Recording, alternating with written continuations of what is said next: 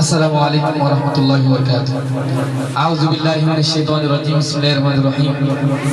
মাসুমিয়া ইসলামিয়া সুন্নিয়া আলী মাদ্রাসা কর্তৃক আয়োজিত আজকের সাংস্কৃতিক প্রতিযোগিতা অনুষ্ঠানের সম্মানিত সভাপতি, মঞ্চে উপবিষ্ট বিজ্ঞ বিচারক মণ্ডলী এবং আমার সামনে উপবিষ্ট অত্র মাদ্রাসার ট্যালেন্ট মেধাবী শিক্ষার্থীবৃন্দ, আপনাদের সবাইকে আমার পক্ষ থেকে শুভেচ্ছা জানাচ্ছি।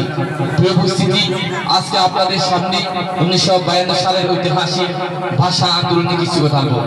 আমরা জানি 1947 সালে পাকিস্তান প্রতিষ্ঠা হওয়ার পরে সর্বপ্রথম যে প্রবলেমের সমস্যার সম্মুখীন হয়েছিল তা হচ্ছে ভাষা নিয়ে।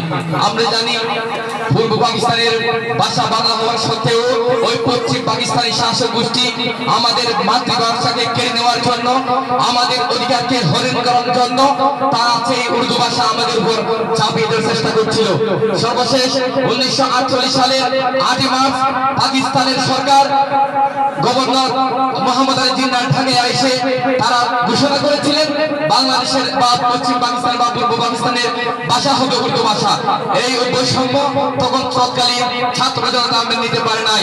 সর্বপ্রথম ছাত্র জনতা, জ্ঞানী বুদ্ধি সর্বশ্রেণীর মানুষ তাদের বিরুদ্ধে আন্দোলন শুরু করে 1948 সাল থেকে 1952 পর্যন্ত সেই আন্দোলন শুরু করে দীর্ঘ রক্তক্ষয়ী যুদ্ধের মাধ্যমে 1952 সালে 21 ফেব্রুয়ারি এই বাংলা ভাষাকে রক্ষার জন্য আন্দোলন শুরু করেছিল। সেই আন্দোলনে রফিক সালাম বরকতরা জীবন দিয়েছিল। তাজা রক্তের বিনিময়ে আমাদের এই বাংলা ভাষাকে ফিরে পেয়েছিল। সর্বশেষ 1956 সালে পাকিস্তানে ঘোষিত হয় পূর্ব পাকিস্তানের বাংলা ভাষা হিসেবে স্বীকৃতি পায়।